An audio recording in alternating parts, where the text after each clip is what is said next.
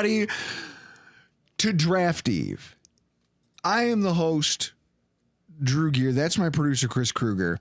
Riding shotgun with me tonight, my buddy, Doug Relosky. And we are here. Guys, we made it. We made it to like the end of draft season, and we didn't kill each other. Happy birthday. Thank you, guys. Thank you, boys and girls. It's a weird thing to be 40. You know, we talked about it in the show we recorded earlier, but being 40 is like typically where they peg people for midlife crises, quote unquote. And I don't understand that because midlife crisis isn't anything like you miss 100% of the shots you don't take. I took my shots, your shots, and his shots. Please don't say peg people. I took more shots at life than I have. I think I'm entitled to. Doug, you were there for a lot of it. Sure was. The risks I took, the chances I took, the ladies I got rejected by, the ladies who I didn't get rejected by. You saw it all. Would you say that if I were to die right here, right now, you could start my eulogy with, what can we say about Drew Gear other than, I mean, he lived. He once picked up a behemoth through a Tim Hortons drive-thru at 2 a.m. And I watched her slap him on the ass, kiss him, playing darts, be like, give me another order of chicken fingers. No, and he did it.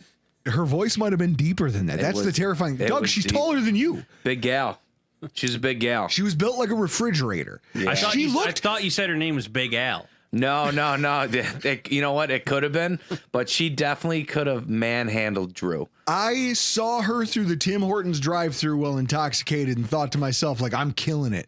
It turns out it wasn't. I thought it was just the elevation difference between the car and the window that made her look so tall. Nope. Easily could have played like she could give Alec Anderson a run for his money. Yeah, she was definitely Norwegian descent. She was could have been a volleyball player, basketball player, wrestler, shot put. What's that thing where they whip around in the Olympics? Hammer throw? That's it. Yep. Guys, I have lived, so there's no midlife crisis coming. Just a dude who's had a good run, and now I'm happy. I'm relaxed, or at least, I don't know about happy, but I'm settling into my existence here. At the age of 40, I got 2 great kids. I got an idiot for a podcast host with stupid hair, but he's good at his job. I got friends like you. Well, what else does a guy need, man? What else does a guy need? I got it. It's right here on the floor. Ghost pepper jerky from Buc-ee's. Buc-ee's, dude. Yes. I went to Buc-ee's twice on Monday. Before we get into the draft, Where were you? I went to Atlanta. We drove. So before we get into this, Chris has to recap his first and only ever trip in his life to Buc-ee's. I've never had it. Chris, if you could tell me first, when you walk in, what's the first thing that like hits you? I like how Ryan Corchamilia points out, I did forget to list my wife in that. Shh, that secret will stay here on the podcast with us. Don't worry, she don't listen to this. So Buc-ee's is like, it's weird going to a gas station that has shopping baskets and carts. Welcome to Buc-ee's. They have that. It's super cool. I did almost buy something for the studio. They have a gas pump drink dispenser. Like you fill up, like you could probably put a whole bottle of bourbon in it, and then you just get a mini gas pump and fill up your glass. It was $30. I almost got it. The most American thing of all time? Eating on a podcast is... oh, no, it's professional. All the professionals do it. The great ones. And there's like over, as dumb as this sounds, like the things you can get inside there, from the different meats to the desserts that they have, to the 14 different breakfast sandwiches and barbecue stuff. So Chris, I had a brisket and egg taco, sausage, egg and cheese on a biscuit, and then we went back for lunch, and I had a chopped brisket sandwich. It was delicious. Good. So good. How about that bite on this, dude? This might be the jerky. best. Keep it. No, do I want that? No. And what, be up all night with GERD moaning in bed? Absolutely not. No way. Well, There's not enough milk in the I'm world. 40. I'm up all night moaning in bed. It's Drew's birthday, so It's literally called indigestion because I eat this stuff. Drew, Oh, I couldn't. I stopped at the party source. Here's Yes! That's what I got, Drew. We usually do a bourbon exchange. Hootie Delight! I got you some Hootie Delight. There's a throwback. It is still warm. Now, there so- are people I know are going to ask this. What the hell is Hootie Delight? Here's what you need to know. There is an ECHL Hockey? team. Speaking of which, Chris, can you get that on that TV? There's an ECHL franchise that has Hootie Delight for their dollar beer nights. They're still warm. Look at this. I don't care. I'm still opening one. What'd you say? Don't? Okay. What? Let me see. Hang on. I've never heard of Chris that. has disappeared. Hootie Delight is a beer, guys. Here, I'm going to hold it up in case you didn't get to see it when Chris had it. Hootie Delight is a national treasure in the fact that it's one of, like, if you're a person like me who just appreciates, like, I don't love, but I have an appreciation for terrible beer.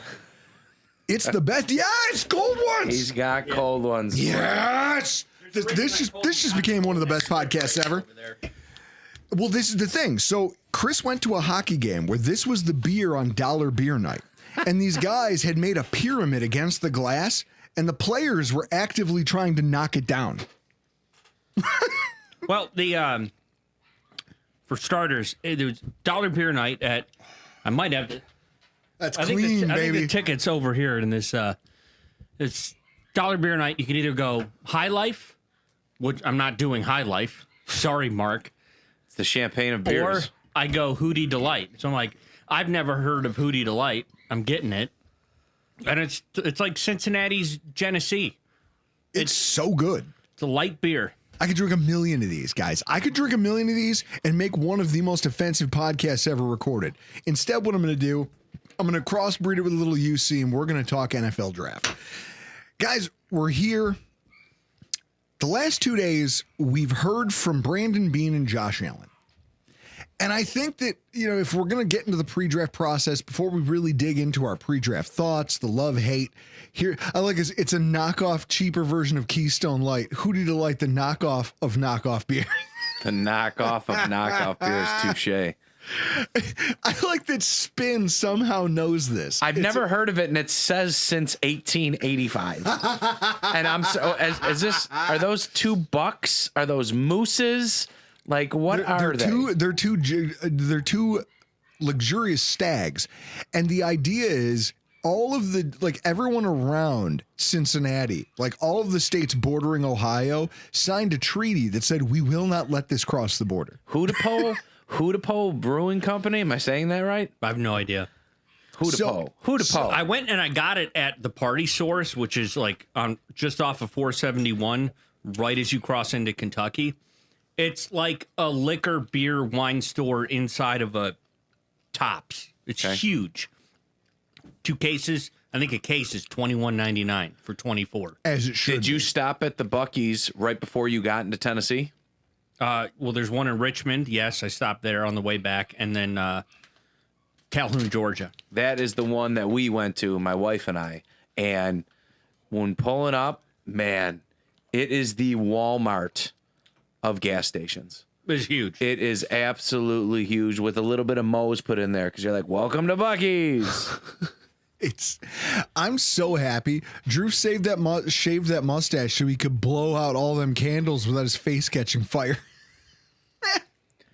Sir, that is a lot. It is a lot of candles. Being 40 is a weird thing because I keep wanting to say, oh, when I, in my 30s, and then you go, oh, fuck, I'm out. You're out. I'm not there yet. I'm out. Not there yet. 39, not there yet. So, draft talk. Okay.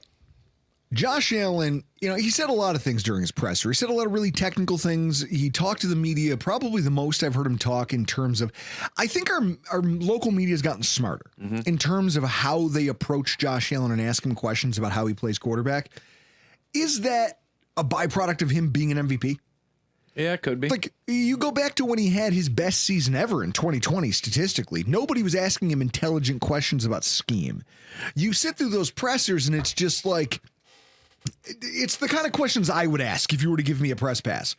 Instead, you heard some really nuanced commentary, and I feel like the local media is really kind of enjoying the fact that Josh Allen has come into his own, and he's now not only this physical freak when it comes to the quarterback position, but he's also very cerebral about what goes on in the field. So you, as the media, can ask him.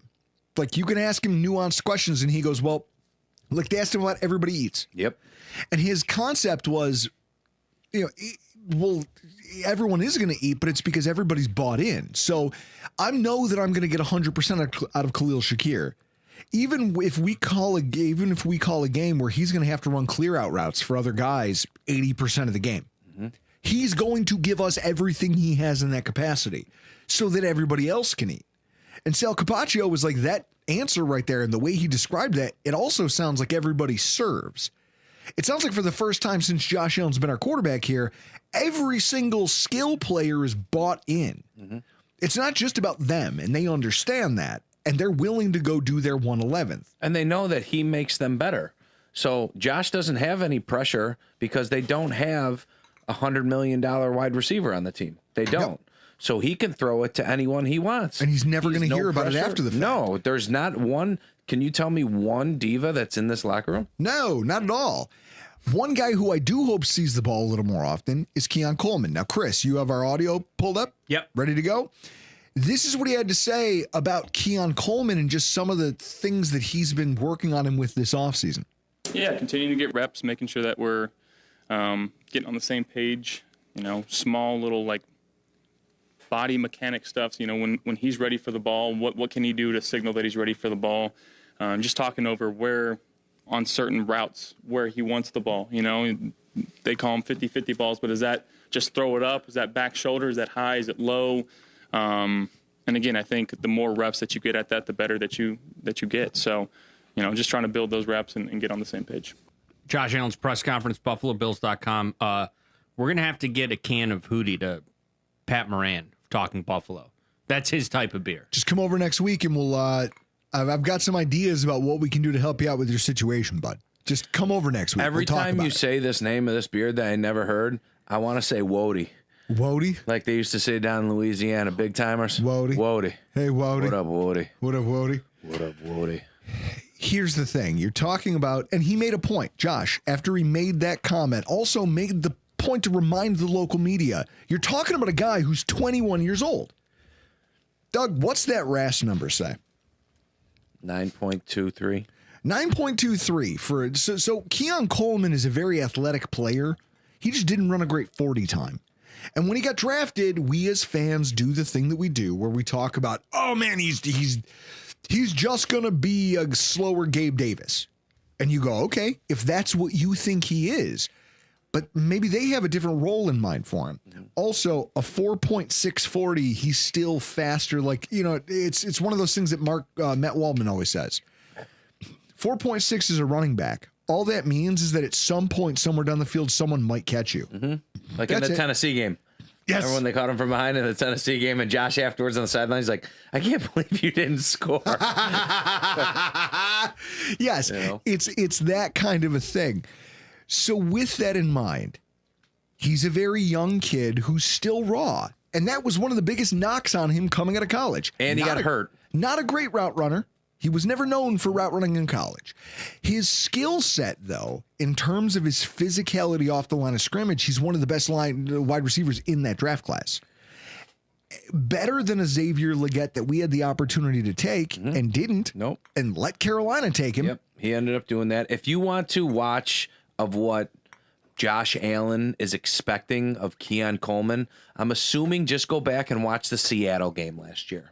And this is it. That is what he wants. If you don't know what I'm talking about, that is what he wants. I want to be able to high point you over Tariq Woolen. I want you to go one-on-one with Tariq Woolen in the end zone and be able to win. Pro Bowl cornerback. And if you can do that, then you're wide receiver 2 on this football team. But do I need a wide receiver 1 in this type of system? No. Maybe not. Maybe what I need is just a bunch of guys who shut up and do their job. That's it. Chris, I want you to go ahead and I want you to pull up our lads for the Buffalo Bills. You have it up there for me. When you look at this wide receiver depth chart, I've heard everyone making the draft case for a wide receiver. And we just got done recording a show where we talked about the idea that the Bills cannot be draft losers unless you take a quarterback, kicker, or punter in the first round. There's almost nothing the Bills could do to be really, truly qualified as losers because there's no one in the AFC East who can catch them, even if the Bills picked nobody this year in the draft. What I'll say is you look at that wide receiver core. There's only a handful of talents in this entire draft that you can add to that wide receiver core that, like, who are they beating out for a job? Maybe Terrell Shavers, maybe Jalen Virgil. Who are the people who are going to lose their job if you draft them and put them in the lineup? Maybe Palmer sees fewer reps. I mean, if you look at that right now, and you have to take into fact that they have to use the tight ends. They have to. They have to see what they have. Let's just say it's a perfect scenario, and Matthew Golden ends up getting drafted by the Buffalo Bills. If you look at that, Matthew Golden goes to number 4 if he's over Curtis Samuels. And then he's going to have to earn the snaps to get anywhere else above this. Mm-hmm. And for anybody in the chat, I want to see this, Chris. Anybody who scoffs at the idea that, if we drafted a Matthew Golden, I want to even say maybe a Ted McMillan, he would have a hard time coming in right away because you're going to have NFL veteran Josh Palmer.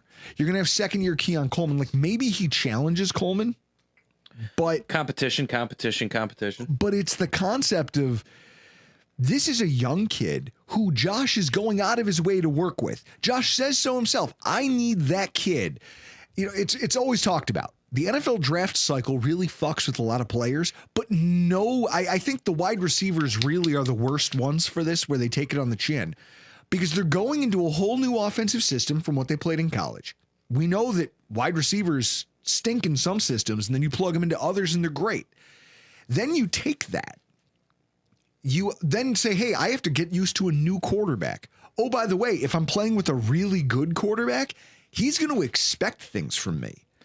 Now I have to learn a playbook, but I've spent my entire offseason preparing for the draft, preparing for the combine, preparing for workouts. Oh shit, now I got to scramble and learn a playbook, and I got to do all this stuff in a condensed window, try to get my body ready. Now Keon Coleman is an NFL pro. He's got a full year with the playbook. He's got FaceTime with Josh Allen.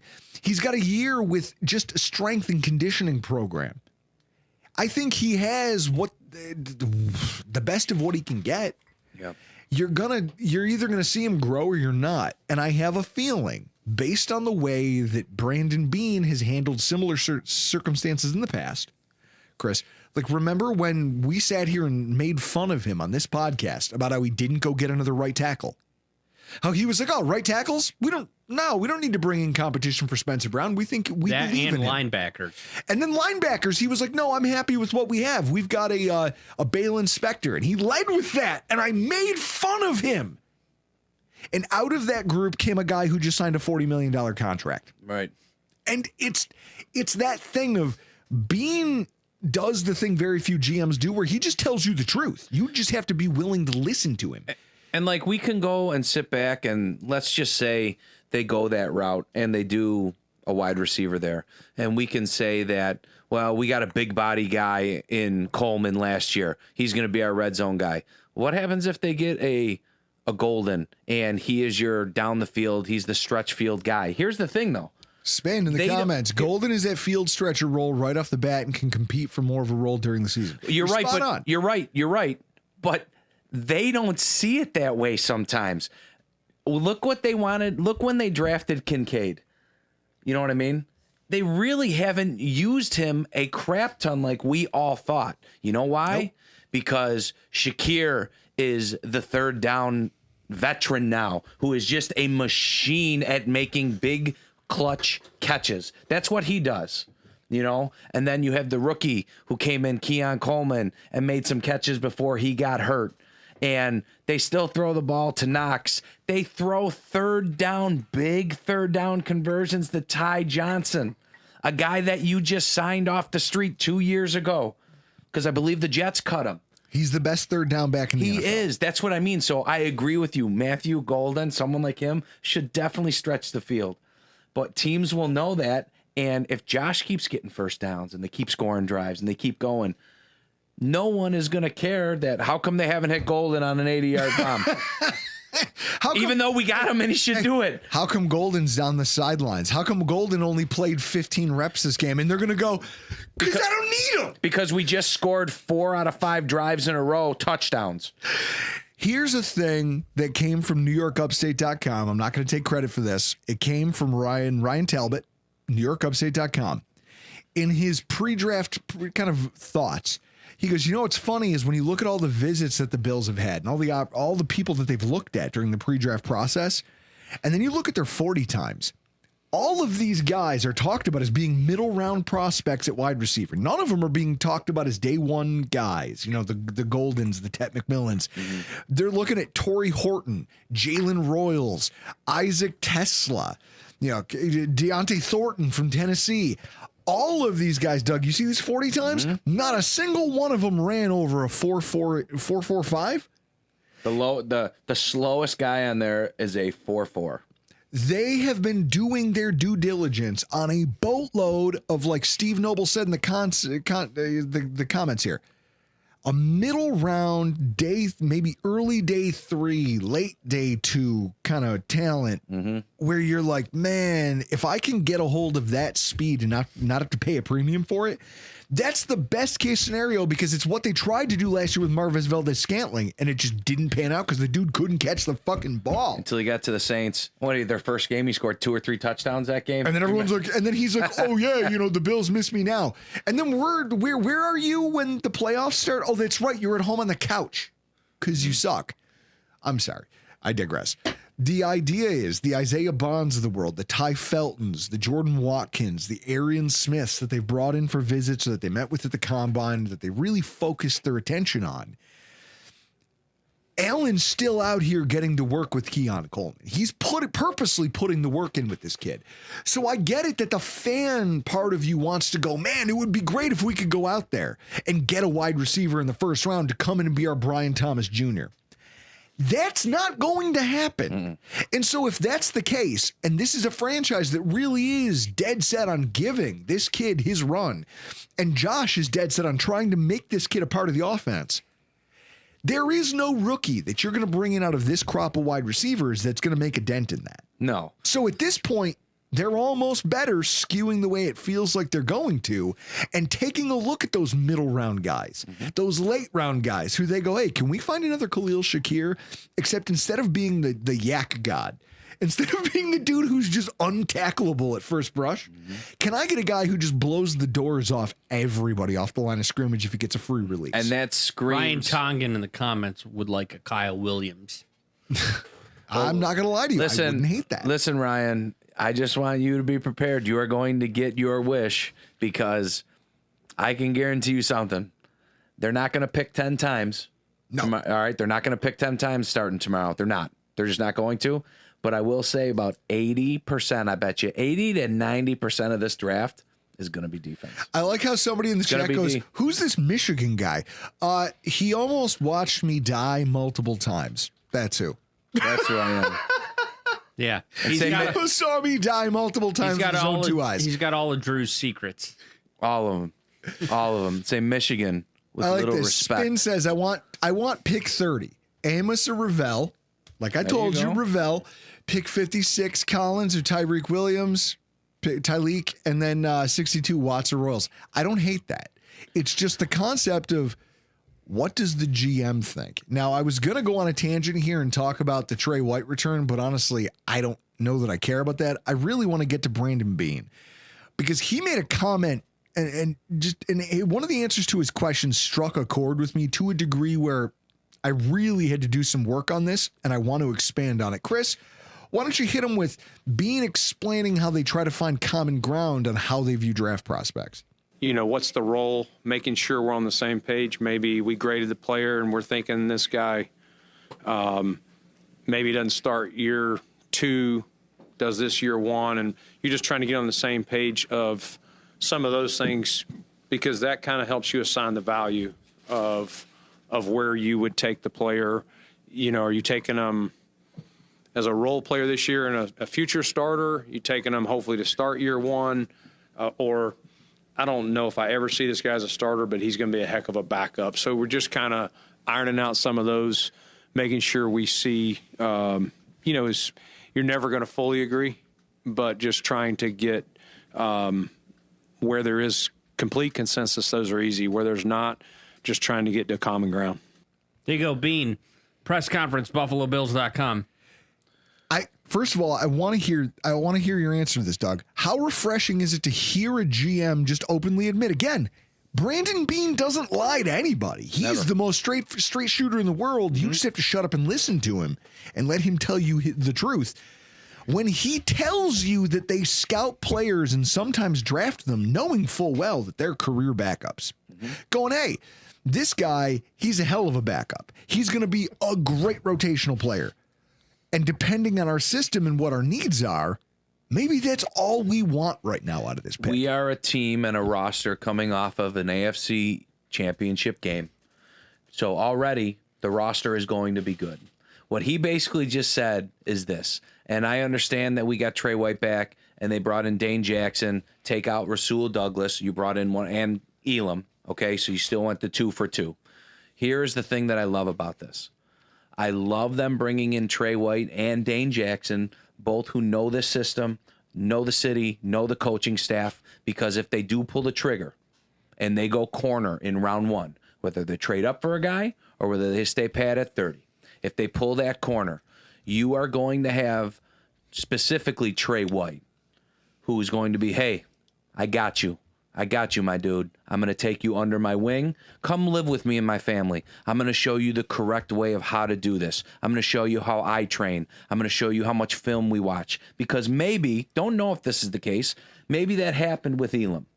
Maybe they didn't have that veteran guy who did that to him. Maybe they didn't. And maybe he's going to be like, you know what? I got it right with Benford. I wish I would have got it right with Elam. I am going to do it again. And I am going to give this kid every chance I have at having the mentor and everything that I can make his transition easier into the NFL. And that's not a terrible take. I don't hate that idea. Ralph Wilson Sr. wants to know if that M stands for Malort. Please tell me you've tasted Malort. Malort or the Maloik? Malort. What is Malort? Imagine if you took gasoline, then muddled dandelions in it, and then sprinkled a little wormwood in it, and then took a shot. No. Yeah, baby. And you know what I just thought of when you said wormwood? Absinthe. Yeah. So imagine absinthe with dandelions in it. The Green Fairy. So here's what I'll say. It's like Drew messed up on Max Ices from Wilson Farms. There's a Max Ice right out there on the table right now. I almost drank it. Hitting the bag. I'm down. Guys, he used to live with me. I was drunk in our basement working a heavy bag that I was too cheap to buy a real bag stand for. So all I did was take a chain and wrap it around the floor joists. So as I'm hammering this thing at 4 o'clock in the morning, the whole house is shaking. And they were sitting upstairs, my roommates, going, who's going to go down there and say something? If you don't know who Drew Gear is off of a Heartbreak and a Breakup, he is Steve Buscemi in Billy Madison. That's who Drew is. He's putting the lipstick on the couch, crossing off names off the list. Like, that is who Drew is. One of my friends, our other mutual friend who owns the house that we all lived in together, has a funny story about how, like, he drew the short straw. He had to come down and talk to me on a heavy bag night. I'm all full of booze. We'd all gone out to the bar and I left early. I'd stopped and gotten a bunch of Labatt Max Ices. From Wilson Farms. And I'm down in the basement in a beater, just bare knuckle, just working the bag. And finally there was some quiet. And so he comes down and he goes, hey, I'm sitting on the stairs with a beer and I'm just kind of sitting there quiet. My knuckles are all, but he's like, I came down. He goes, your knuckles are all bloody. And I go, are you all right, man? He goes, you looked up at me with this smile and you're like, just a bad night, man. Just a bad night. Yeah. I actually, the sound of you hitting that bag put me to sleep because I opened up the window and I smoked a cigarette out of my window and you hitting it every time. I was like, I could fall asleep to this. Flicked it out, turned on some tunes, and I just heard the vibrations of the bag, and I'm like, man, that's my boy dealing with his heartache. Yeah, it's been that's why I was saying, like, 40, man, I feel so much older than that. You're doing good, though. You're doing good in life. You're all right. Ralph Wilson Sr. Heavy bag. What was her name? Brittany. Brittany. Listen, man. Listen, Ralph what a Wilson podcast. Sr. I watched him whip Brittany tied face down to a bed with a strap. Hey, You woke me up at 6 o'clock in the morning to that poor girl. I And made you a were sandwich. eating a sandwich. You were eating a sandwich, and then you kicked the door shut with your foot. we all lived a life, Sarah. That's why I say at 40, I don't feel like I missed much. Back to the football. Back to the football conversation. So this is my point. I think that this is something that gets lost when fans talk about the draft. This concept that when GMs are scouting these players, they don't just get to deal with it in a vacuum the way we do when we're doing mock drafts on our cell phone. Right. They have to look at this through the lens of, what do I already have on my roster? What is this guy going to be not just this year? Because fans, we do this thing where we go, this draft class, these 5 guys rule, and if I get one, I'm going to crow about it, and I'm going to say we did great. And then I'm going to look forward to next year's crop. GMs don't have that luxury. Nope. They have to plan. It's like we're trying to put together a puzzle and we only have a third of the pieces. Mm-hmm. They have to then decide, what is my salary cap situation? How many of these guys can I afford to potentially have to pay in 2 years? Khalil Shakir's on a contract. Not a big one, but a contract. If Keon Coleman takes the step forward that we're hoping he does, we don't have the luxury of a 5th-year option, which means by next year he'll be eligible for an extension. Mm-hmm. If he does enough to redeem himself, do you already, just to try to stay out of the market and try to, like he does, like to try to get ahead of the market, are you going to have to start negotiations? If so, might it be good to have another wide receiver in the fold, or could it muddle things if you don't give Keon Coleman his run to prove that he's that guy? Mm-hmm. There's so many things that can happen. So with that, they have to weigh not just the big board in a vacuum, but also, where am I drafting a guy and what is his long-term value? And I've got some really great examples of that. First of all, Cedric Van Pran-Granger. Talked about as one of the top safety prospects in last year's center class. Center prospect. The Bills get him in the 5th round, and it's declared as a steal. You just let those slide. Yeah, I got my boy. So the Bills take the lone Granger, and I think a lot of us assumed that he had a role. Like, oh my God, interior offensive line. There's a role here for Cedric Van Pran-Granger. Kind of like what the Eagles did. You know, the Eagles used pick 37 to take Alabama center, then guard Landon Dickerson. Mm-hmm. You know, he wasn't going to displace, Kelsey. Mm-hmm. He wasn't going to beat out Cam Jurgens, who has the job now, who they drafted before him in the draft. So Landon Dickerson just slotted in as, hey, I'm a really good interior offensive lineman, but I can play guard. And I think a lot of fans thought that that was his upshot. Hey, he can take the job away from David Martin. What's that other guard's name? David Edwards. David, you're really good, and yet I don't remember your name because that guard position almost doesn't matter. Super Bowl champion with the Rams. I know, which is wild. So with that said, it's entirely possible that they drafted him with an understanding that, hey, this kid, we like him. We like his pedigree. We like the fact that he's an NCAA champion. Also, he's going to need a lot of prep. Well, I think that also, too, comes where your value comes in. Yep. If you had, let's just say Beane had a 3rd-round grade on him. Yep. And he falls to the 5th. You're going to take that guy no matter what. 100%, because why wouldn't you go, hey, if it doesn't work out and he can't crack the starting lineup because, McGovern's a Pro Bowler. Mm-hmm. Guess what? We're going to want to hang on to him. By the way, Alec Anderson can slot in and snap the ball if we need him to. Okay, well then what is the Lone Granger's role on this team? He goes, I don't know. I just took an asset. I just took a guy on my board who I knew wasn't a day one starter, so he wouldn't threaten anything. He wouldn't overturn the apple cart, but he would still make the final roster. And why wouldn't you there? You know, you're talking about, look at the conference he played in, the SEC.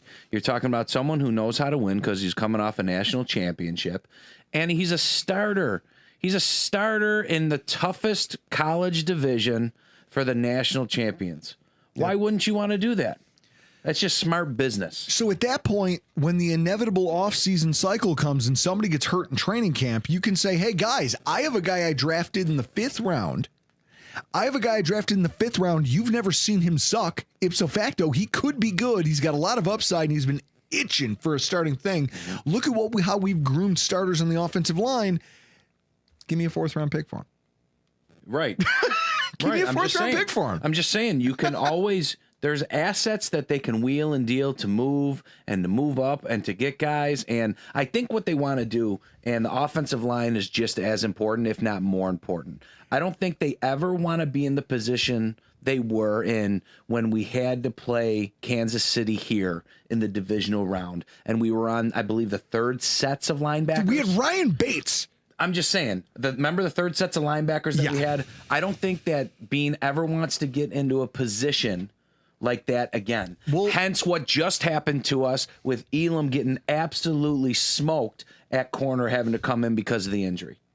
I like this. Super Mexican. Buenos birthdeos to the pride of Morrisville, the hunter of arrogant tents, fearful of nothing except Denny's parking lots. Denny's parking lots. Chris, holy shit. The Denny's in Angola? No, the Denny's where I got beat up on Ridge Road that I now live. I have to drive past it every day. I forgot about that. Dude, I got annihilated in that parking lot. Zeus. He came down off Mount Olympus and beat my ass in that parking lot. I remember when you stopped all of us from beating up that dude who was hitting on Marley. Me against all of South Buffalo's finest. And everyone's like, let us at him. I go, nah, I drove him here. He's leaving. And then everyone's like, oh, yeah, we'll tune you up. Then you're going to have to tune me up. I'll fight the lot of you. I'm putting this guy. I called him a cab. This is before Uber, Chris. I was like, I called him a cab. They're going to come get him. I'm going to shove him in this minivan. And then you're all going to fuck off. And that's what's going to happen. And it was like a 50s play. It was like this. It was, we're going to get him, Drew. There's nothing you can do. And Drew's like, hold on a minute. I'm going to tell you why you're not going to touch this young kid. I'm literally at the door of the pizzeria. It's one of those like angular doors, like a Bronx Tale, where I'm just standing in the doorway going, nah, no one's putting a hand on this guy. Why? Because I brought him here. And because I feel personally responsible. He shoved this kid in the cab and away we went. And as soon as he leaves, Drew's just like, can we go back in and drink now? And we did. And we did, because at that point, but again, Chris, the neighborhood, they're all like, I'll beat your ass. And I was like, I bet you won't. Here it is. Yeah, there's 30 of you. Roll the dice then. Let's have you now. And guess what? That kid got in the car. We all went back to the bar, because again, I lived my 20s. I rolled the dice every Chris, chance Chris, you're right. And like, folks, if you don't know or you've never met Drew, when this gorilla stands up, his hands just standing by his side, he could scratch his Achilles. That's how long his arms are. So I have another thing that kind of backs this idea of Beane's up here. In our linebacker preview that we did with EJ Snyder, we talked about, I asked him a question that at the time he gave me some kudos and said, hey, that's a really great question. Where would Eddie Ulofoshio, last year's 5th round pick at linebacker, out of Washington, slot in the hierarchy of this year's linebacker class? Admittedly, one of the weakest classes, like one of the weakest groups of this 2025 draft class. Yeah, after Campbell, yeah. He said basically in terms of off-ball linebackers, Eddie Ulofoshio, he'd be like in that 2nd tier because he's such an athlete. He's an athlete, but his instincts aren't great. And honestly, for all the people who have been saying like, oh man, every time we draft a linebacker late who has great athleticism, everyone goes, there's our next Matt Milano. You don't understand. Matt Milano was a safety who had everything up here. Mm-hmm. And then, Boston College. And then the fact that he's transitioned to linebacker and then teams held it against him. Why do you think he fell to the 5th? Now, you look at Ulofoshio, coverage specialist. I don't know that people are sleeping on him, and I don't think that he was drafted with that role in mind. No. I genuinely believe that they saw his tackling ability and the recklessness that he plays with and said, I think we can mold that into a great special teams player that we don't have to pay shit. And remember what his specialty is. His specialty is coverage. He is a coverage linebacker out of Washington. That is his specialty. And so my point is, it's entirely possible that while we fans thought like, hey, this is a linebacker, he's being taken to be Matt Milano's replacement. The reality is they just saw him as he's going to take the fullback that we don't use on offense. Yeah, he's going to take his position as a special teams ace. Hey, the linebacker that we've been paying for the last 4 years to play special teams, a Dirty Red, we don't need him. Why? Because was it Manischewitz? Manischewitz, that's the I know soup. that's the matzo ball soup. No, that's wine. Yeah, but Manischewitz is the company that makes the matzo ball soup. So I'm just saying, you don't know that. We as fans just immediately assume, well, how's he going to slot into a starting role? Maybe he doesn't. And then I think about this year's draft class. And here's what I'll tell you. Edge player James Pierce. Tennessee. Now, this is a player who's been mocked to Buffalo by a lot of people. It's been talked about a ton. And people have been like, what would a trade up to get James Pierce look like? Personally, I hate the idea. Don't want it. He's a tall, thin edge player. I don't want it. Can't play with power. Can't win at the point of attack naturally. And so with that said, he's probably a rotational player on late downs and obvious passing situations to start his career. And then you're hoping and praying he grows into a full-scale D-end. And if not, it's Aaron Maven. And that's my point. No. If you're wrong, he's useless to you in your scheme. No. Because this is a scheme that's predicated by giant hulking defensive ends who collapse the pocket and win with power. Now, what I will say is that, I don't know, in this same way that we've been sticking with the traditional Bills archetype, we've also had to keep going out and paying pass rush specialists who are any fucking good. That's a problem. So is this a thing where we go out and say, hey, guess what? We don't care. We like the juice this kid brings to the pass rush, and we're going to take him. Let's go over the pros and cons as to how a GM like Brandon Beane might see him. He might look at him and go, okay, where another team knocks him for not being a full 3-down defensive end, a guy like Brandon Beane could come in and say, you're already paying $12 million to Joey Bosa this year. and he's supposed to be taking on the Von Miller role of, hey, I mix in on pass downs. And so why not take a higher long-term upside swing at filling that same role of, I want a pass rush specialist, but I just don't want to have to pay $12 million a year to get it. I see at that position, I don't think that's where he would go or what he's thinking, just because of the Bosa on the team, the Solomon on the team, the how do you say his name? The guy that we got from the Rams, Hoyt. They're using him on the outside as well. So I don't think they would use that 30 there at that kind of asset. Like all the mocks that I have done since, by the way, just week 2 of the NFL season, all the mocks that I have done, the most common position that they keep going is corner, D tackle, safety, and then the fourth highest has been the D end. So Kevin in the comments wanted to know, Doug, the Michigan players you like. There's 2 real quick who I absolutely love. One is the Bills' best case scenario happening, and that is Will Johnson falling to like 20 because of the injury that he suffered. Will Johnson, the corner, falling to like 20, the Bills going up and getting him, and then he is here and they can work him in, and you have 2 stud corners for the next half a decade. The more likely scenario is big man Grant coming here and just becoming a havoc in the middle of that line to free up. Who are you going to pick? You're going to have to double team Oliver, Grant, Rousseau. And when they do pick up the double team, I don't know if you guys have seen it or watched it. Milano, healthy, he can blitz. Bernard can blitz. All these guys can blitz, and they're just going to free him up. So I would love Grant on this team. But Will Johnson here, man, either way. So back to my point about Pierce. The other positive of bringing a player like that, if you're Brandon Beane, you look at it and you go, well, it'll be raising the ceiling. The potential ceiling for my room becomes really high. Whether we hit it or not is irrelevant because I don't need him. My room as pass rusher is already pretty good. If I add this guy and he becomes anything, it's a win. If he becomes something special, This thing now just explodes, and I'm already now in the driver's seat in terms of roster construction, that I don't have to go next year and spend $12 million on another rental pass rusher. But there's downside. It's going to create extra work.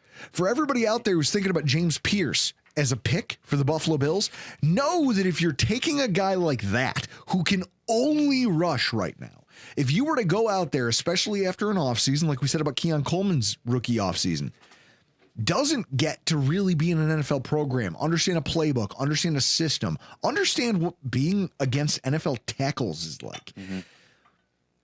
You're going to have to, again, dedicate yourself to taking Pierce, and then somewhere early, I'd say by at least round 4, you've taken another depth defensive end who does the same work that you would be expecting out of like an AJ Epinesa. A guy who can get in there like Savion Jones from LSU, a guy like Tyler Barron from the Miami. Big 260, 280-pound guys who are known for holding an edge, winning against the run, and then maybe you can get something in the pass rush out of them. That's my point. Like, you're going to have to do that if you take a Pierce. You're right, but here's my question. Let's just say, and again, I do not just think it's going to happen at 30. I just don't see it happening because you're not cutting that guy. No matter what happens, you're not cutting that guy. So what D-end are you cutting? Are you cutting Solomon? No. You're not cutting Epinenza. You're not cutting Rousseau. You're not cutting Bosa. You're not cutting Hoik. You're just not doing it. You see how there's just too many at that position and too many in there? Yeah, if they hit on that dude and he turns into something, sure. But I just think you can, the way that the roster is built right now, I think you can take that out because, again, I don't think, if it was Solomon's 3rd year, maybe, and nothing came of it, maybe I would be like, okay, yeah, because they can say bye-bye to him. But what, I think he had, as a rookie out of, where did he go, Troy? Out of rookie out of Troy? James Madison. James Madison? No, that's not I think he went to Troy. Solomon. Look up Solomon on the Bills. Give it a Google. I think he went Chris, to Troy. where's our hockey? I thought you were putting hockey on. I got sidetracked by bourbon and it's all right. Ghost but Pepper, you see what I mean? Bucky's jerky. So, ultimately, I think we can agree that there are ways that GMs are thinking about this draft that are far more cerebral than what we as the fan think about it in our mock draft lives. I'll tell you this. There was some. Well, hang on. But also, then Chris, he did hit us with this. Solomon went to Troy. Yeah. Solomon went to Troy. Brandon Beane, what did he say that upset me so much? I really don't know, John. I mean, it's sitting at as late as we pick. It's so hard every year. I mean, we've done a few mocks, and you know, it could go so many different ways of who's really there. There's Brandon Beane. I just want Brandon Beane is doing mock drafts. Listen, it is a tool. Listen, I know you don't like it, but the rest of the world does. It is a tool to use to see the different scenarios that come. And in the comments, if you look, the Steve Noble, he said it perfectly. And I'm so glad that you brought this up. He said he did a mock, and the Bills stayed at 30, and Jihad Campbell from Alabama was there. A linebacker from your Bama, who is the number 1 linebacker on the board. And you have Milano, and even though it's a 1-year deal, and you have Bernard, and you have Williams, who did just as good as Milano did. Now the guy can't cover, but he can tackle. He is. But they play dime. I know. I'm just saying, if you have a value, take what we just talked about a little bit ago, okay? And I understand your comment about Boondock Saints and Defoe, I said and flat Defoe out, shooting the gun. I said flat out, I would pull a Boondock Saints and just be outside firing a gun in the air like William Defoe. But he's right. It's infuriating if you keep doing mocks and you get a situation like that, and that guy is there. Let's say Jihad Campbell there, Harmon is there. Let's just say the wheels fall off. And like 3 quarterbacks or 4 quarterbacks go before the Bills happen, and Luther Burden, the wide receiver out of Missouri, doesn't fall, and he gets taken, and both the tight ends are gone. Like, what happens if you're in that situation? Beane might go, you know what? I have a pretty damn good roster. I have Milano on a 1-year contract. I'm going to bring this Jihad Campbell in. And if he beats out Milano, guess what? I can trade Milano for something.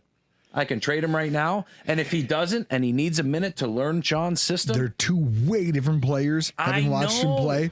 He's more edge. He's a Sam linebacker, but maybe that's what they need. Instead of an edge, they go, listen, we're going to flesh out our linebacker room, knowing that there's an inevitable move away from Teron Johnson as he gets older. Like, we're going to have no choice but to change system. And think of this, though. Think of this. Like, hang on. You just said system.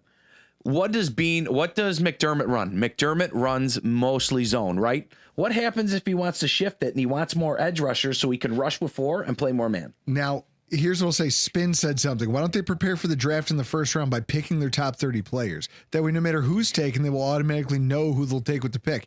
Here's what I love, Spin. I had this idea. I was talking to Chris about it, and he was laughing his ass off. Imagine when Brandon Beane admits that he does mock drafts. What does it look like in the fucking office? They go around and they snack. So you need 30 people, right? Or at least 15. That way everybody's picking for a different thing. So you have scouts, and you're a scout. You're part of the scouting staff. You're sitting in your office. It's a Tuesday, and all of a sudden Brandon Beane comes to your cubicle and goes, "Hey, Doug, we're going to be in the big conference room today, and we're going to be doing a mock draft. I'll see you in there." And you go, "All right, cool. This is my shot. Great." And then you walk in and they go, "Okay, Doug, you're the Bears. You're the Bears. Good luck to you." You know, we all sit down. Hey, these are your sheets. Here's your player sheets. This is it. Let's simulate what the first round looks like. And then you as that guy, you're all excited. And then it's your pick. Or it's the pick before yours. And your cell phone starts ringing. Your personal cell phone in your pocket. You go in and you go, "Huh, that's weird. It's a number that's not in my phone book." You answer it, and he goes, "Hey, this is Brandon Beane." Brandon Beane's standing outside in the hallway because he's trying to simulate what a real draft looks like. And he goes, so you're like, "Yes, sir." And he goes, "Yeah, this is Brandon. So I'd like to move up to the pick, and I'm willing to offer you this, this, and this." And you look at the sheet and you go, "I don't know. That doesn't seem like." And he goes, "Don't be a bitch. Stop it." No.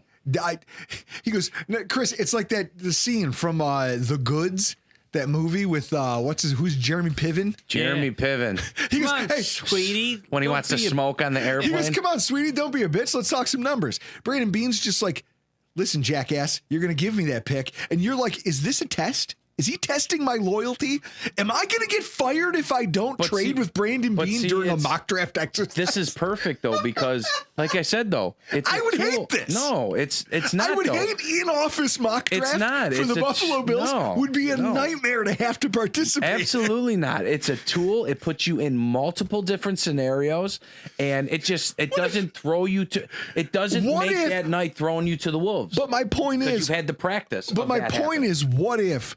Imagine a world where Brandon Beane quietly behind the scenes turns into Baby Billy from the Righteous Gemstones during these mock drafts with his staff and just starts bullying them all. You know how Beane's super honest. You know how Beane's super honest with the media and with the fans.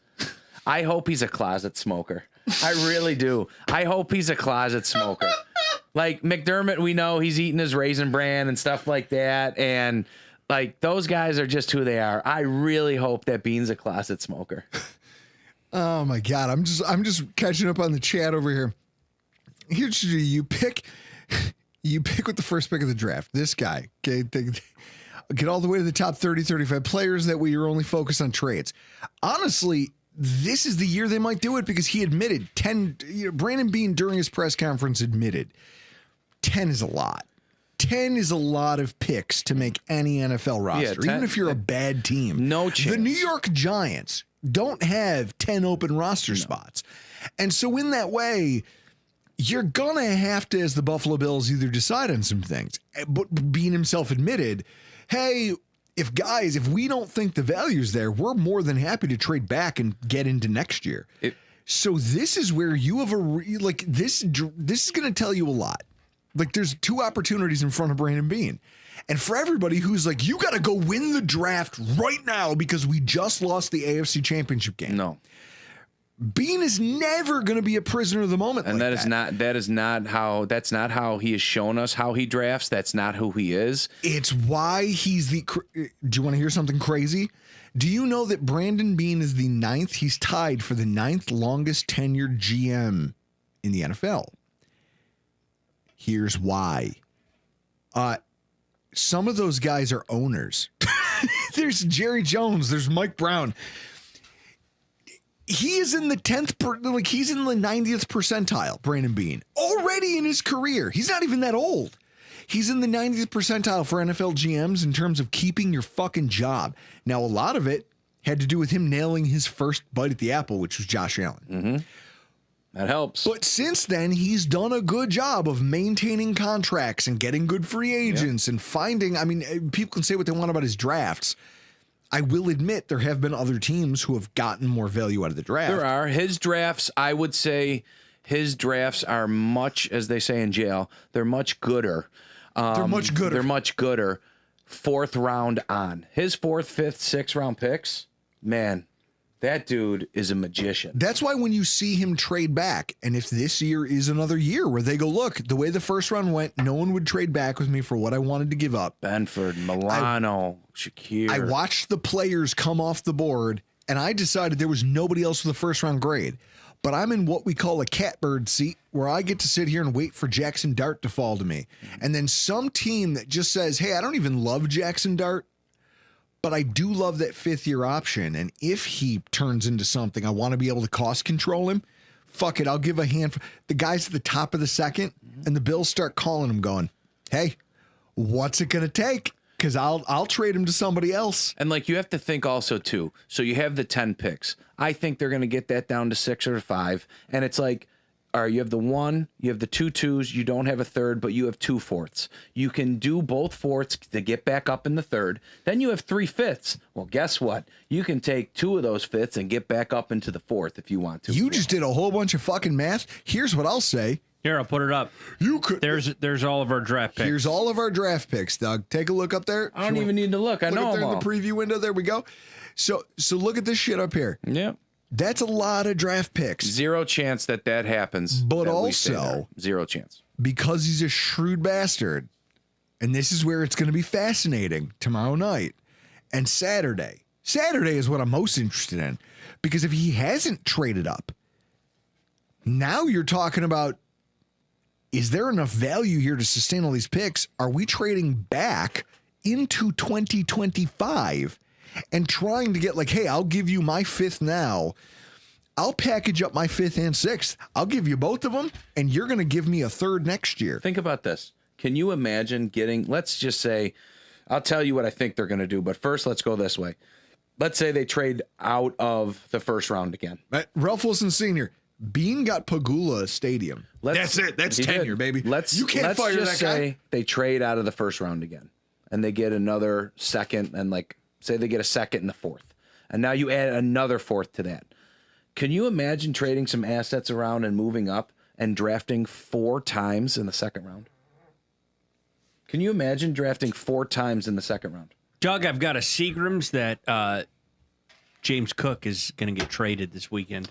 I don't listen. Let's talk about hot takes, listen, guys. I'm gonna get. All right, I'm gonna give We're you. getting to the point of the show. I'm gonna give you a hot I think take. I've made my point. We've done. Doug has done mock drafts. Chris, I don't think that is unreasonable, especially with him. I know it's just voluntary. I know it's April, but with him not showing up and with him asking 15, and you know, Beane ain't nowhere near that. He ain't at 10. Did you see Dalvin Cook today? No, Tweeting out 20 million. There you go. So 20 million. Okay, so I'm gonna give you. This is. Of course. Hold on, wait a minute. Follow your brother, idiot. Wait a minute. Where's your Right. brother now? This is what I'm going to give you. This is what I think's going to happen, and then I'm going to give you my hot take. What I think is going to happen, if I had to go gun to my head how he is ranking his board, I am going to say that it is D tackle and corner are 1A and 1B in his mind. He just watched his secondary get torched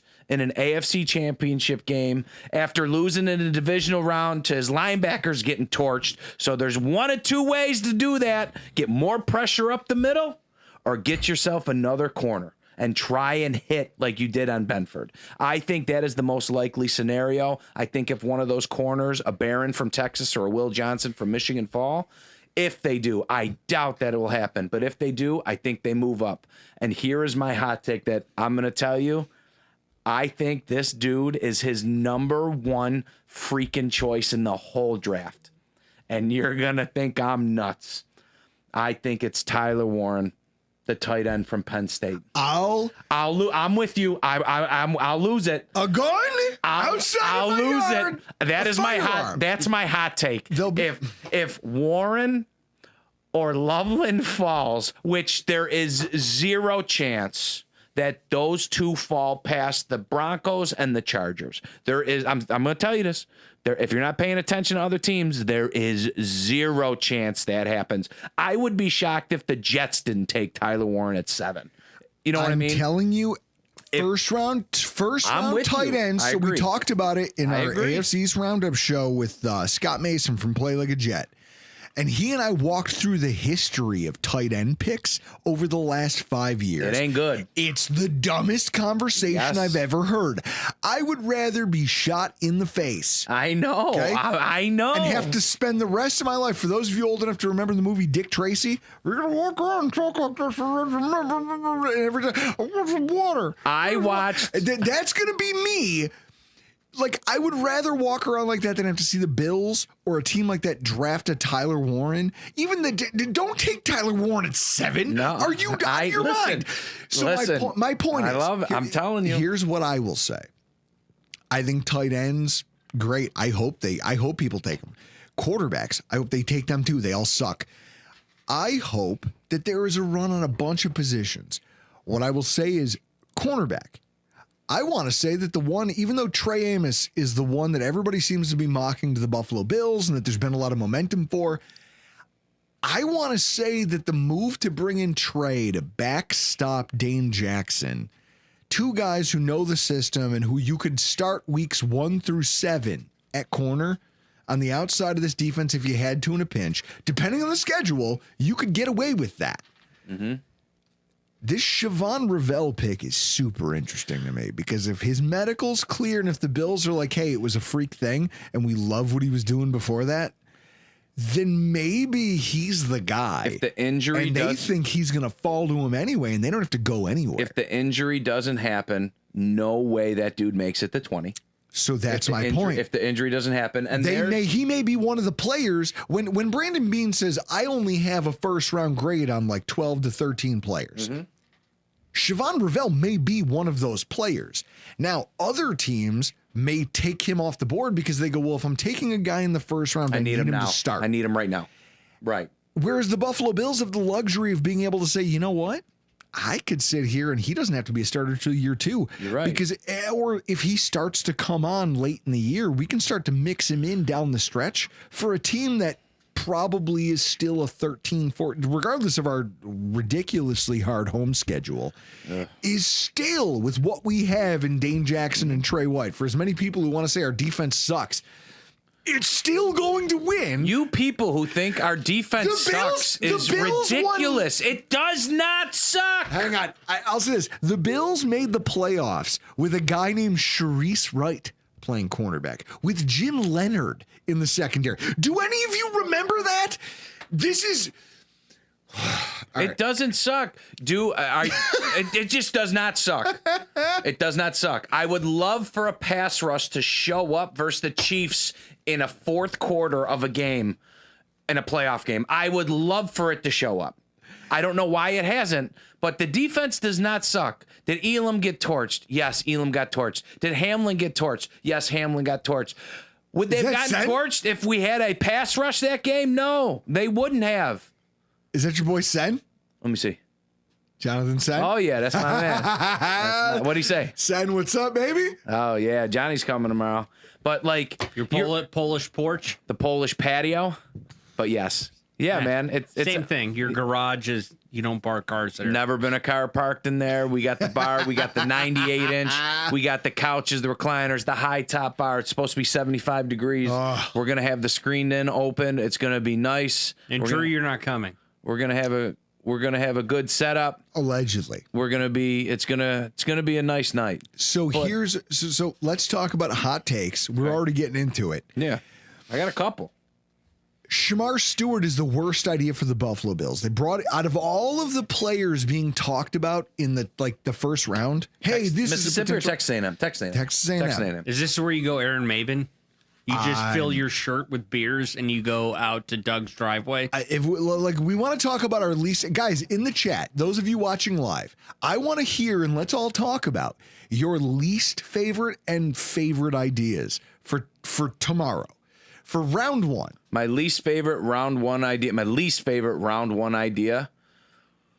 Mine's Shamar Stewart. And Mine's Edge. Okay, so specifically Shamar Stewart. And I'll tell you why. For those of you who missed my diatribe with Nate Geary, it literally comes down to the idea, and I want to bounce this off you. We did the Tremaine Edmonds thing where you drafted a guy who was so raw that other teams didn't know what position he should play. Like outside linebacker in a 3-4, should he be an off-ball linebacker, stand up in a 4-3? And we took him and made him a middle linebacker. Mm-hmm. Shamar Stewart was the day after I just went off about what a terrible idea drafting him is. Literally the next morning, the Buffalo Bills are hosting him for a visit, this is a guy who through 3 years, you want to talk about him being this athletic freak at defensive end. He had 4.5 sacks over 3 years. I don't know. I'm sorry, but at a certain point, I don't give a shit about your potential. Yeah. I care about what can you prove you can do on a football field. Now, are the Bills in a position to gamble? Sure. Yeah. And this is where it gets scary for me because I go, on one hand, I want to say being so pragmatic, there's no way that he would get tricked into drafting a guy who not only failed to ever register double-digit sacks in college, didn't make it to 5 in a season, and then also is notorious for dirty plays, getting frustrated, and he famously punched a guy from Ole Miss in the balls after being frustrated because the guy just dominated him with technique. Yeah, no, has a Jabari Zuniga pick from the Jets. Yeah. When they took him and he punched a kid in the head and then just never played in a Jets uniform after they took him in the 3rd round. It has that written all over it for me. See, I'm sure they brought him in to vet the character stuff, to talk to him, to better understand what was the situation, what happened to you at Texas A&M. Because what happens if that pick is there? What happens if he is there with your second round pick? Or what happens if he is still there for some reason in the 3rd round and you still have both those 4ths and then you want to go back up and get him? You want to do your homework. You want to do your due diligence. The position that I think that you said is the luxury here, and they have 4 of them on the roster now. They are all average or below average, but they have 4 of them because Rapp's average. It's the safety. Yeah. It's the safety position. Like, I don't mind Watts at all. I don't mind him there. But at 30, all right, what are you going to do? Because apparently this kid from Washington that they got, apparently he's better than Hamlin. So, which ain't saying a lot. You know what I mean? Well, first of all, Forrest seemed pretty good. Yeah. But that is kind of it's an indictment of the fact that, hey, Hamlin's only back on a 1-year deal. Right. What happens if, what's his name from Georgia? Starks? What happens if this kid falls and they haven't met with them or anything like that? This is my Waterloo. But this is, you know what my problem would be with that? Taking a kid from Georgia, how does he drive in the snow? You're right. He ain't going to drive well. Me personally, as a Bills fan, I do not want any part of a safety, a D-end, a linebacker in the 1st round. I want nothing to do with it. I want a D tackle. I want a quarter. Give me Grant. Give me Williams from Ohio State. Because you see where I bleed. All right, but I'm a Bills fan first. I want a Super Bowl. So once college is over, I don't care where you went. I want you to help my team. So those 2 top guys out there, or any of those corners, the Johnson, the Barron, the Morrisons, the dude from Eastern Carolina who you talk about, Chevelle.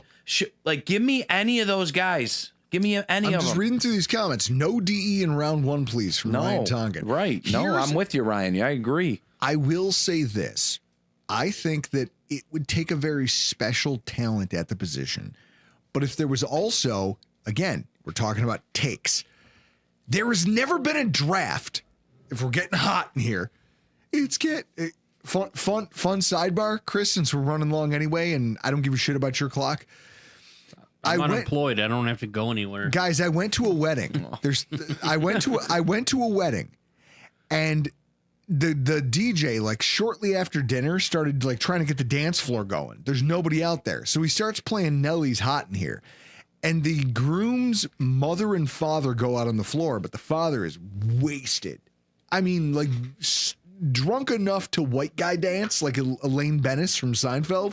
The kicks. But then he starts taking clothes off, and people are laughing and they're clapping and encouraging him, thinking this is all in good fun, not knowing how intoxicated this man is.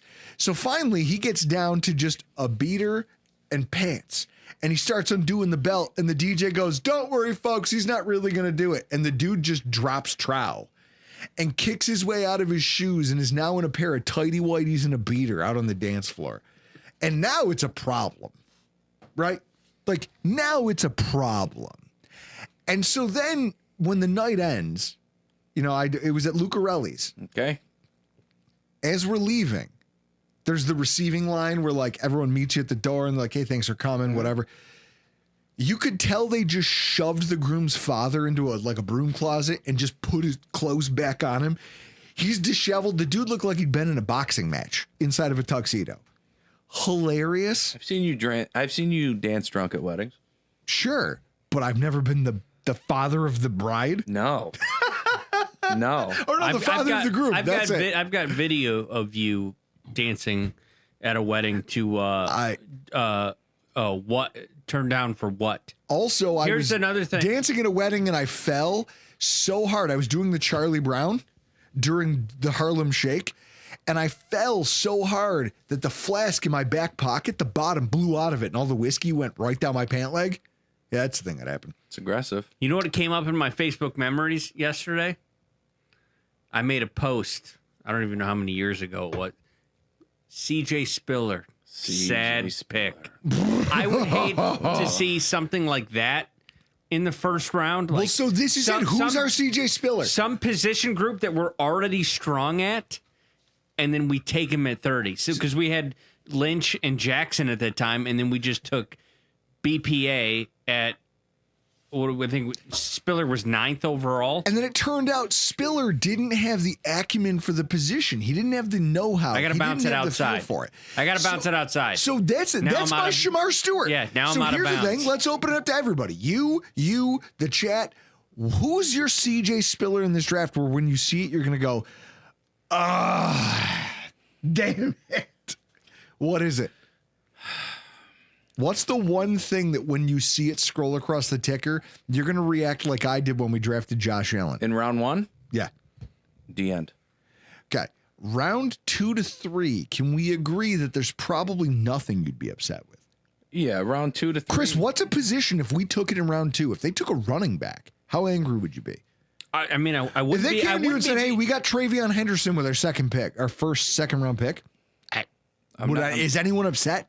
I wouldn't be No. angry at running back because we have a Seagram's bet that because I think James Cook gets shipped out this weekend. See that right there. If they go Friday and one of their second round picks is a running back, Cook is 1,000,000% gone. Now, I just want to ask you this real quick. I just want to bring this up because he brought up Cook again. I read an article today from SB Nation. It was a guy floating the idea out there. Now, it is to what we just talked about. We do not want. I just want to know the people who are watching, listening. I just want to know what they think about in the comments. He brought up the idea, 1-for-1 trade. James Cook to Dallas for Parsons.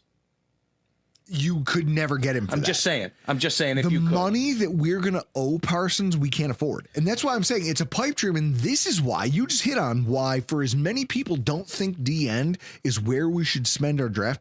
And I don't want to see James Pierce.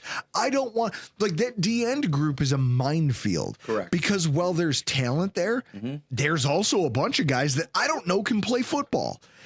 Or at least can play football the way the Buffalo Bills need them to. Yeah. We don't have a system that can fit a lot of what's in this draft class. I mean, you look at it, like, Doug, let's look right now at the edge rankings. And I just want to see it. Edge, here we go. if you and I just look at these together and we look at some of the names that show up here, it's Chris, your internet is slower than Doug trying to run upstairs. Listen, I'm quick like a cat. He goes up quick. My brother ripped me the other day. I go, I'm fast like a cat. He goes, a fat alley cat. Oh, man. Yeah. You know, you got to produce. I can look stuff up. Yeah. So then give me the edge rankings in this draft class. From what? I don't know. Go Draft Buzz, just because their website's flashy and stupid, but it usually loads quickly. Here's what I'll say. I just want to see the names, because this is where D-end becomes that thing of like, you don't want to do it, but also it's where if you can hit it, there's a lot of value. You know what this reminds me of? And I'm trying to think of his name. Who is the kid? Not Josh Allen. Who's the kid that the Jaguars took? Mm-hmm. Who's the kid the Jaguars took 1 overall? The Joker. No. Travia. The D-end. Yeah. Not Josh Allen. Trevon Walker. Yes. Yep. Yes. It was like that. So if you scroll, all right. So if you stop look, right there. We're on NFLDraftBuzz.com. Which is ridiculous. So obviously we're not going to get him. I think. And like, here's ESPN, just so you can see it. Abdul Carter is a boom, slam dunk. I got to watch him play for the last 2 years specifically with his hair on fire. The thing is, with this class, though. But other than that, if you look. There's not a lot of guys who you look at and go, that's a slam dunk. Maybe it's Williams going from to work. Georgia, maybe. Pierce is going to need either system help or just time. I like Green, but he went to Marshall. Mike Green went to Marshall, didn't play anybody, and also he's got some stuff going on. Mm-hmm. You know, Right. But in the words of Kendrick Lamar, Baca got a weird case. Why is he around? This guy's got a case. I don't know how long he's going to be around. Shamar Stewart, we talked about it. Raw as raw can get. He's the Tremaine Edmonds of DNs. And if you draft him high, you get a 5th-year option, but if you have to spend the first 3 years teaching him how to be a good DN, someone else is going to profit off your work if you're the Buffalo Bills. What do you think? It's not everybody's board. It's the Bills' board. Right. Ezeraku. Everyone thinks Ezeraku's great. I don't know. Does he fit what we want? Or are we already shifting our system so we don't mind taking a guy who's going to rush the passer first and then figure out how to play run defense? I feel like defensive tackle has to be the move. It has to be. It has to be the thing that if you're a Bills GM at this point, seeing this class, knowing how much people are just infatuated with the edge class and the line class as a whole, and how flash makes cash. You know why, though? Hang on. Flash makes cash. Nobody flashes better than defensive ends. Defensive tackles fall in drafts specifically because what are their second contracts worth? They pale in comparison to what you pay edge players. But what did we just watch? What did we just watch in February? We just watched an 8-man rotation destroy the Kansas City offensive line. But you know why? Because they did stunts to the outside, and they took advantage of the fact that the Chiefs had the worst tackle situation of any team in the AFC playoff field. They had the worst tackles. Was Tooney playing left tackle? Yeah. And so and we can't beat them. It sucks, And man. the Eagles just kept running stunts to the outside. They said, hey, Creed Humphrey, you're awesome. Guess what? Fuck you. We're never engaging you. Right. Creed, there was multiple plays where the quarterback is getting sacked and Creed Humphrey has no one to block because they just didn't challenge him. And that's how they won the game. And I'm sure that's opening up a lot of eyes inside of the One Bills drive where they're like, wait a minute, you can beat the Chiefs this way? All right, fuck it. Let's get guys who can pull to the outside. So you need athletic defensive tackles now. So now you're talking about who gets there. And one of my favorite things that I've ever taken away from Anthony Prohaska being here with us in studio talking about draft prospects and just football philosophy from Cover One, host of Disguised Coverage at Cover One. Go watch his show. He's amazing. Is the idea that the Buffalo Bills, for all the time people go, well, the Bills need a one tech. The Bills need a stout defensive tackle to take the pressure off of a space eater. They never do it. Look at what they did in free agency. They had an opportunity to go get one Tex. And you know who they paid $8 million to? Larry Ogunjobi, who's another 3-tech. Mm-hmm. They literally prioritize pass rush. And if you don't rush a passer at defensive tackle, you don't get any run. Eli Anku is a guy who was on the Bills practice squad for the last year and a half, 2 years. Never gets called up. Nope. They don't care that you're this giant body who wins with power. All they want to see, can you play the defensive tackle role and can you bully offensive linemen? And that is what now the top 2 guys in this draft, the Harmon and the Nolan, those are pipe dreams. Those are pipe dreams. They're never going to make it to us. But that's where Grant and Williams come into play out of a Michigan and Ohio State. That's where those guys can create havoc up that middle. They can, because both of them can, and both of them are great run stoppers because they're big, huge, athletic dudes. That's what they are. You got to pay attention to that. You know, that's what they do. Spin. Yeah, I don't know if you got the first name right, though. Spin.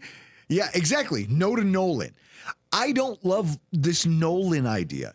You know what my thing is? I'm treating this like the movie Draft Day.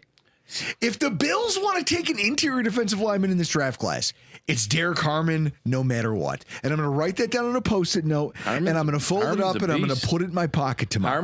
Harmon is a beast. He's better than Grant. He's better than Williams. He's better than Nolan. But for the people who don't like Nolan, go back and watch his tape, and then imagine what he would do playing next to Oliver and Rousseau. You got to remember that, too. And this is it. It's about fit. Yes, that is what you got to think about. Are you bringing in a guy, again, where Brandon Beane has talked about how it's a Bills board, not a consensus board. It's, can you put a guy next to these other talents and we figure out what his value actually might be? He might be one of the most valuable players in the NFL if we can just put him next to Rousseau and next to Ed Oliver. And next to Larry Ogunjobi, and we rotate them so they're fresh into the fourth quarter, and that young kid can come in. And oh, by the way, we'll throw Dwayne Carter in there to eat some of the chaff, take up some of the snaps to keep him fresh. Derek Harmon was a player. Like, here's the thing: Walter Nolan and Derek Harmon were both players who were always on the field for their teams. And you got to think they're not always going to be here. We do an 8-man rotation. And so that's where, when you're trying to project the defensive line prospects to being a Buffalo Bill, you have to take into account where they were asked to be. They were the straw that stirred the drink. They were some of the most impressive players on their line.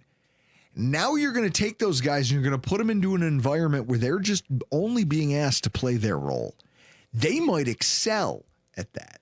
At just being asked to, hey, be disruptive and eat space, and also give us a little pass rush juice next to this guy who, Ed Oliver's proven he can rush an NFL passer. Correct. It's that type of thing that makes this defensive tackle conversation so interesting to me, and why I think it has to be where you spend your early cap. And that's because you have to. You can't. And if they don't, I'll trust it, but I'll be upset about it. And you can't think about the fact, like, you can't add, these questions are the questions that, like, where the fit comes in. Like, I see someone in the comments, right? What happens if Nolan can't take on a double team? I don't care. I hope he's getting double teamed, because then you know who's not getting double teamed? Ed Oliver and Rousseau. And if you consistently watch the tape, what happens when Ed Oliver doesn't get double teamed? When he doesn't get double teamed, he is a havoc. When he gets double teamed, he can't do anything. So putting another guy there right next to him who has that same talent, you have to pick and choose. You can't double team them both, because if you do, Rousseau and blitzing off a side with a corner is going to destroy you. Christopher in the comments, the best 50th birthday gift for Drew is going to be Omari and Hampton at 30. That's the one. You take a running back in the first round. Look, can I see? Ah! Ah! Like the kids are going to, ah! No. You roll up a newspaper, you go down to One Bill's Drive, and you start hitting Brandon Beane on the nose like a bad dog. No, I will go to One Bill's Drive and wait with a water bottle with a squirter, and I will squirt it. No. Like that would be, oh my God, what mind blown if that ever happened. Guys, you know what I mean? I think we've talked a lot about the things we don't like, things we like, ideas we have. Ultimately, Brandon Beane has proven that while he does fuck up the first round a lot and the second round a lot, the rest of his draft is pretty good. Sure is. If this is the year where he doesn't, Jesus Christ, this is a dominant football team. If they go out there and somehow land a Derek Harmon, or maybe they don't care. Maybe they say, hey, guess what? Because I'll say the fact that they retained Daquan Jones, right, tells me they love that game and they love what he brought to the table. Right. So now the question becomes, what do you do when he's too old to earn that contract? Well, that's the other. Don't you want another crack at another Daquan Jones? Because that's Derek Harmon. You do, and that's the thing. Think about this. He's in the last year of that 2-year deal. Yeah. They are not married to these guys. No. They are not. These guys, even though they've been good for us and they've helped us in the playoffs, It's a business. These guys, it is a business. These guys can get cut. Now, would you say I've been pretty good at all this with the mocks and everything like that? Like, I've been on fire, I think, the last 2-3 years. Would you say I've been pretty good at that? You've been. There's people in the comments that love you. So the last 2 years, this is who my top 2 favorite prospects has been. If you remember, if you go back and watch the show, 2 years ago, it was T.J. Hawkinson. Okay? Yeah. It was T.J. Hawkinson, and this is just a coincidence. That's the same school. Last year, it was Cooper. It was Cooper DeJean. Loved him. This year, my number one favorite idea, realistic idea for Buffalo is Barron from Texas. If McDermott specifically gets his hands on that kid, if that kid falls to like 20, 21 and they can get him for somehow, Well, that kid in already what's in front of him with the 2 outstanding linebackers, the damn pretty good defensive line, and you're adding him with Benford, a healthy Benford, and Teron in the nickel, I don't care who my safeties are then. I don't care. well, and there's an idea that maybe Barron would be a better nickel in the NFL. And here's what I'd say to that. It almost makes sense because you're talking about this idea. We've talked about it, about how when Teron Johnson leaves, he kind of revolutionized the nickel corner position. Yeah. He's a small, fast, really agile, handsy coverage player. Barron's not small. But but Teron has played it with a tenacity Like he's a beast. a physicality of a linebacker. Yes. And so if you could slot a Barron into that and then let him take that role on, because what's going to happen is when Teron eventually ages out, which is coming, right? Father Time is undefeated in the NFL. Even Tom Brady fell to it. Yep. The Bills will have to change and maybe even completely overhaul their defensive scheme if they don't have a corner who can play at the level of Teron Johnson. But if you can bring a guy in and groom him to play corner in the NFL, and then when Teron Johnson is ready to take that step back, you have a guy who you can plug into that role and go, hey, Teron, we're happy to not have to pay you $14 million a year anymore because we have a kid who can do it for a fraction of the cost, but as well because of his agility, for his size. It will help Babbage. It'll help Sean McDermott. It'll help the front office. It'll help everybody maintain status quo. And so in that way, well, I think Jahdae Barron in a vacuum sounds crazy.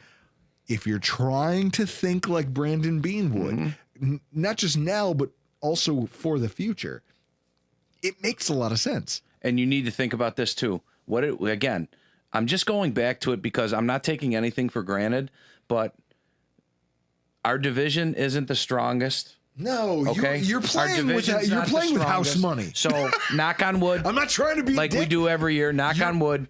Like, let's hope that the main guys on this team, we all know who we're talking about. Let's hope they stay healthy all year for the majority of the year, that they are healthy and that we're ready to rock and roll once playoffs come around.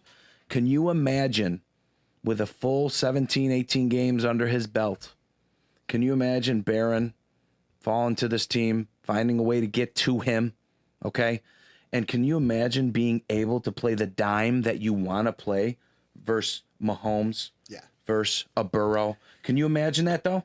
Because then you have Taron Johnson out there, Barron out there, Bernard in the middle, Benford on the outside, and then whoever you want on the other corner. Whether Probably it's Trey White, who whether played it's White, whether it's Ingram, whether it's whoever you want. Well, and White played a lot of everyone's like, oh, White revived his career with Baltimore. He played in a lot of their dime packages. He did. He was not an every down player, and when he played, it was when they went to dime. And it's his second year now coming off of that injury. Yep. We see with those injuries, with the Achilles, with the knee, it's the second year back. So that, like, Brian Toggin in the chat wants to know what we're doing at 56.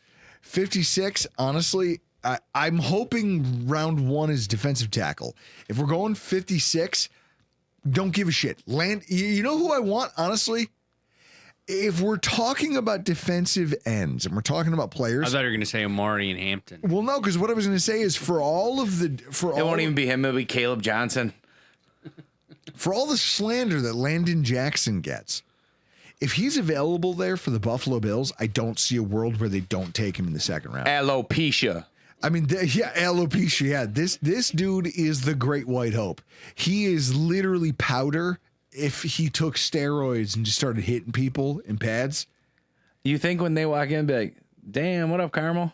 Like, he just like he just like. Did you see that video? Like when he was a freshman, slapping the bags and stuff like that. To now, he's like, "I'm a man." Yeah, you know what I mean? He's like, "Ma." He's the dude from the Wolf of Wall Street. Ma, we got chicken. Ma, we got protein. Protein up there. That's who he's become. Honestly, I saw him as pale as he is, and I thought about the guy. Anybody who's seen Banshee? Yo, dude, the guy Banshee in prison. Season 1, the guy in prison. Yeah, the albino. The albino. I was like, that's Landon scene. Jackson. Jesus. That was a brutal scene. Landon Jackson guy's in jail, is by a the way. guy who, if you were to take Derek Harmon in the first round, take Landon Jackson with that pick. And guess what? You've now just solidified your front seven for a while. Guess what? Guess who you're not paying $9 million next year? AJ Epinesa. Yeah. You know why? Because you just lost your job. That guy's going to take it, and you're going to be fine. My father-in-law can't stand Epinesa. I'm like, he had a career year in sacks. He goes, I don't give a shit. I'm like, oh my God. Get him out of my face. You don't have to pay him $8 million to get 5 sacks. No. And so then you're like, okay, maybe this is a longer term play upside. My floor doesn't drop. I maintain my floor, but my ceiling just rose. And ipso facto, I have a better defensive line than I had a month ago. Man. That's how you win if you're the Buffalo Bills. And then if you can get to the second round pick, that's where you can get freaky. That's where you can be like, hey guys, guess what? We took a wide receiver, or guess what? We took a kicker. Here we go. Hey, fuck you, Tyler Bass. Here we go. Ready? Top 3 picks for the first and then both seconds. Worst case scenario. Here we go. This is it. The Bills go in the first round, DN. The Bills go in the second round, running back. The Bills go in the other second round, linebacker. Shoot me. Shoot me.